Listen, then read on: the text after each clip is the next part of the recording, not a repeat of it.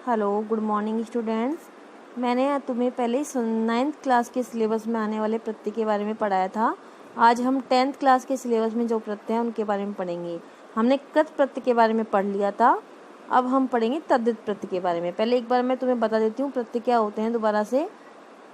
प्रत्यय जो होते हैं वो धातु के पश्चात जुड़ते हैं या शब्द के पश्चात। धातु या शब्द के पश्चात जिसका प्रयोग किया जाता है वो क्या कहलाता है? प्रत्यय कहलाता है। प्रत्यय के 3 प्रकार के भेद होते हैं, यानी कि प्रत्यय 3 प्रकार के होते हैं। कौन कौन से?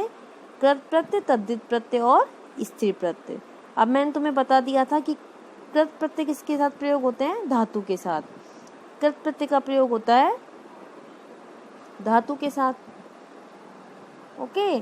और इस तद्धित प्रत्यय का प्रयोग होता है शब्द के साथ। शब्द के पीछे अगर कोई प्रत्यय जुड़ता है तो वो तद्धित प्रत्यय होता है। और स्थिर प्रत्यय होता है किसी भी पुल्लिंग शब्द को स्त्रीलिंग बनाने के लिए स्थिर प्रत्यय का प्रयोग किया जाता है, ओके। अब देखो इसमें भी ये लिखा हुआ है, वैसे तो मैंने तुम्हें बता दिया अभी कि धातु के साथ जिसका प्रयोग किया जाता है वो कृत प्रत्यय कहलाता है, ठीक है। और तद्धित प्रत्यय होता है संज्ञा व सर्वनाम शब्दों के पश्चात इसका प्रयोग, ठीक है।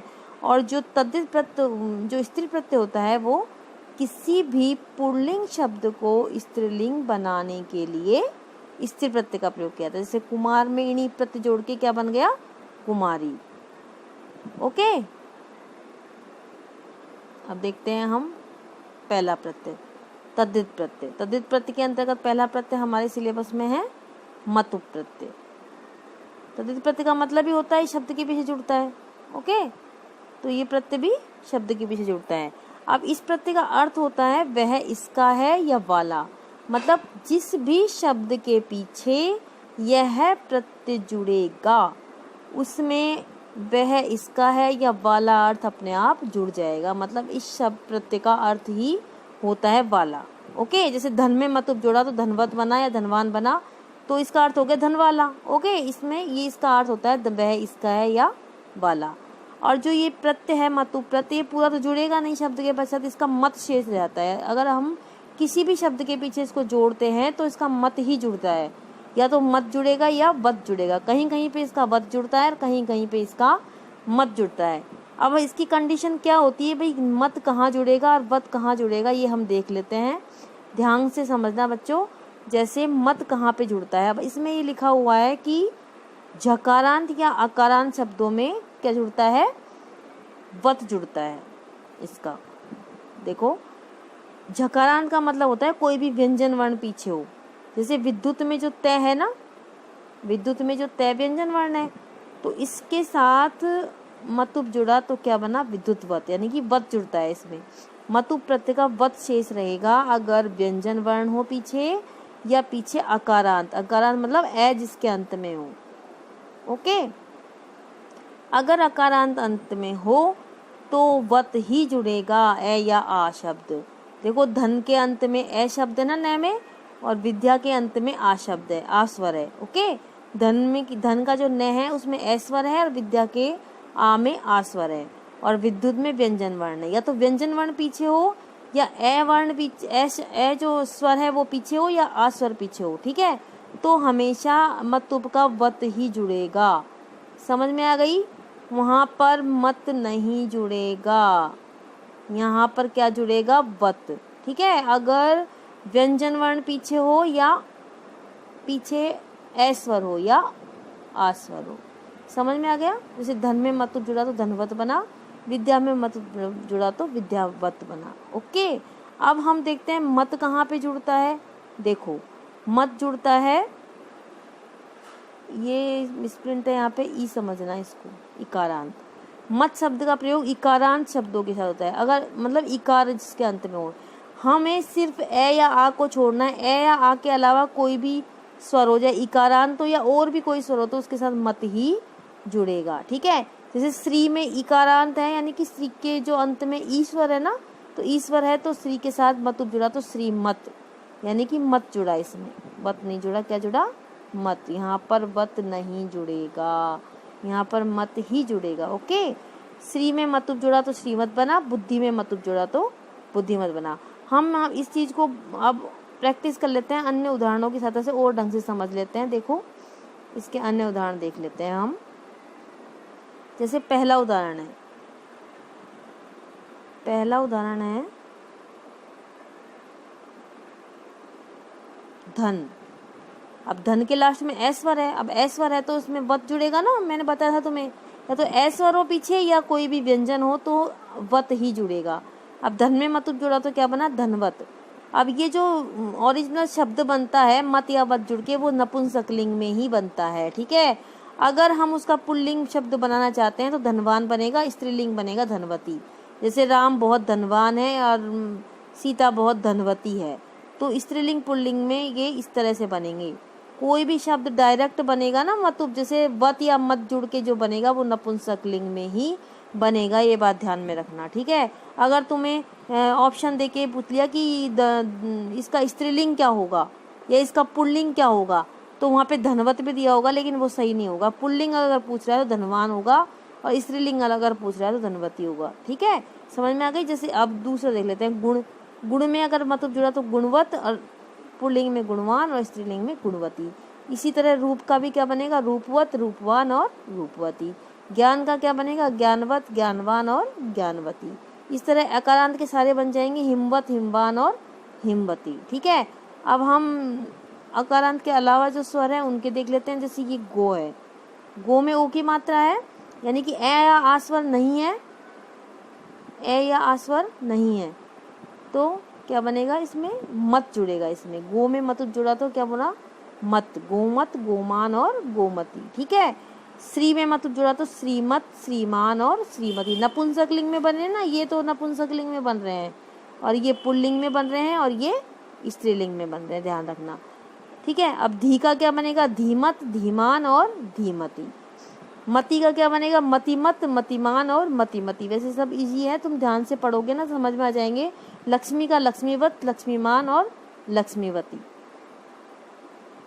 समझ में आ रहा है तुम्हें। देखो बच्चों, अब तुम ये सोच रहे होंगे कि यहाँ पे मत जुड़ गया, लेकिन यहाँ पे वत क्यों जुड़ा, लक्ष्मी वत क्यों जुड़ा। ये लक्ष्मी मत ही आना चाहिए, क्योंकि इसमें तो ईश्वर है, इसमें ईश्वर आ रहा है ना।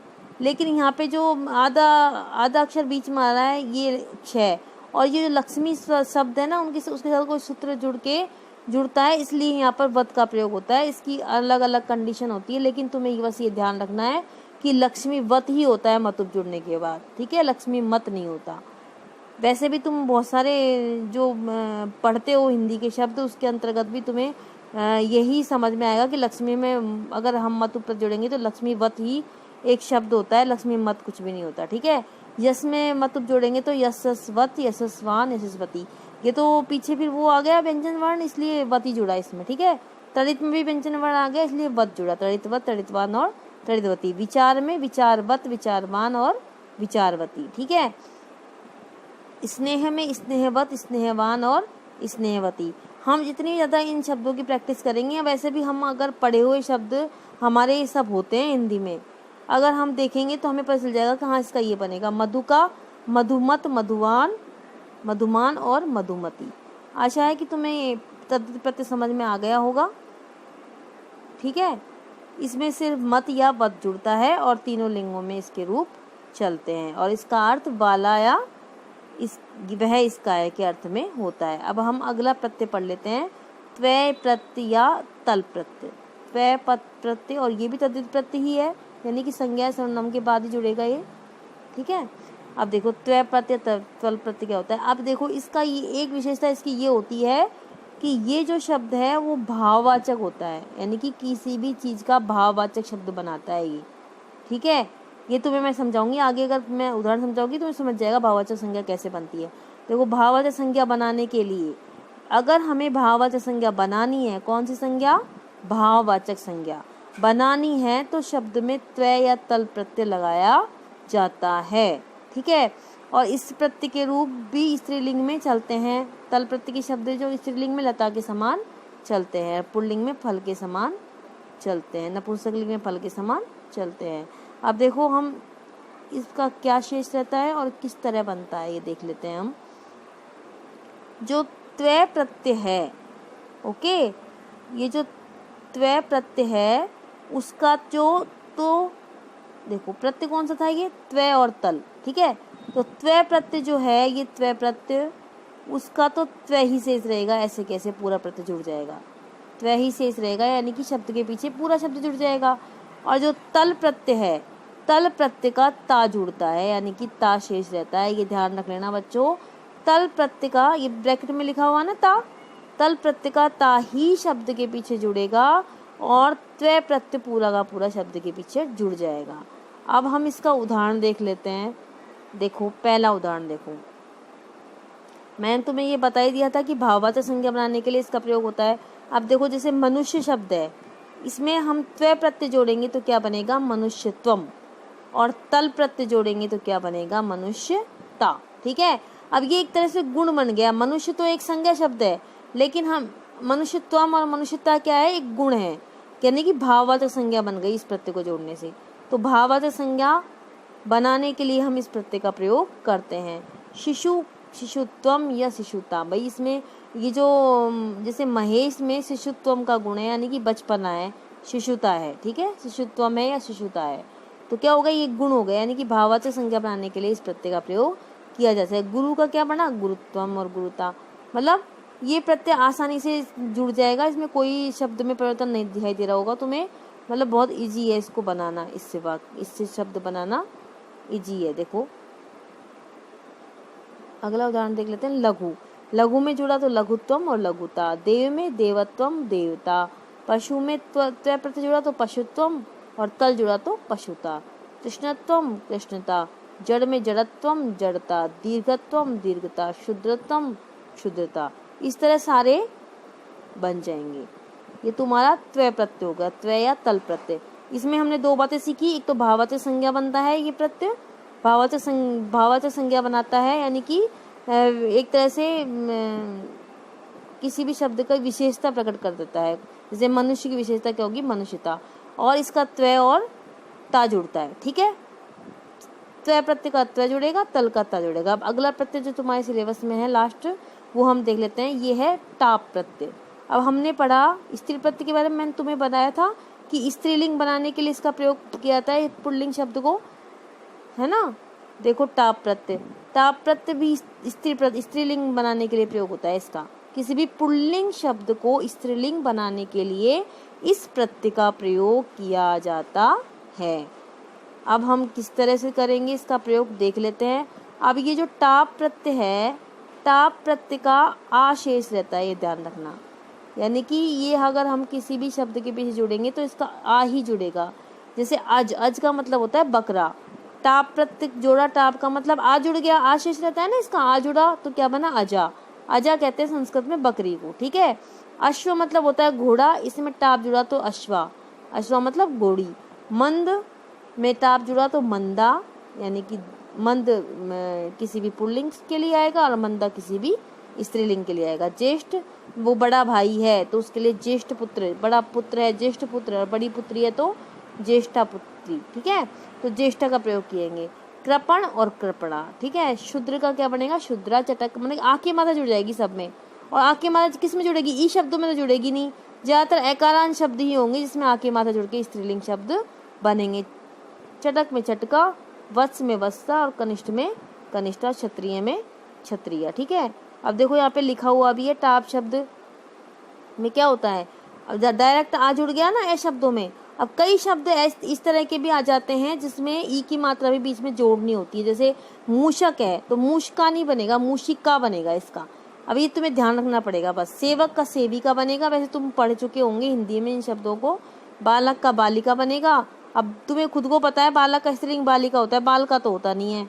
ठीक है, तो बालिका ही बनेगा। इस तरह के शब्द होते हैं, कुछ इसमें ई भी जुड़ जाता है, जैसे बालक का बालिका, मानक का मामिका, मामक का मामिका, कारक का कारिका, और साधक का साधिका। ठीक है, ये तुम्हारा हो गया टाप प्रत्यय। अब टाप प्रत्यय में दो बातें आई, इसमें पुल्लिंग शब्द का स्त्रीलिंग बनाने के लिए टाप प्रत्यय का प्रयोग किया जाता है, क्योंकि ये एक स्त्री प्रत्यय। ठीक है, और इसका क्या जुड़ता है, आ जुड़ता है। ठीक है, और इस तरह से इसके उदाहरण में मुझे आशा है तुम्हें ये प्रत्यय मैंने अच्छी तरह समझाने की कोशिश की है, समझ में आ गए होंगे। और अभ्यास कार्य इसका मैं अगले वीडियो में तुम्हें सेंड कर दूंगी। Okay students.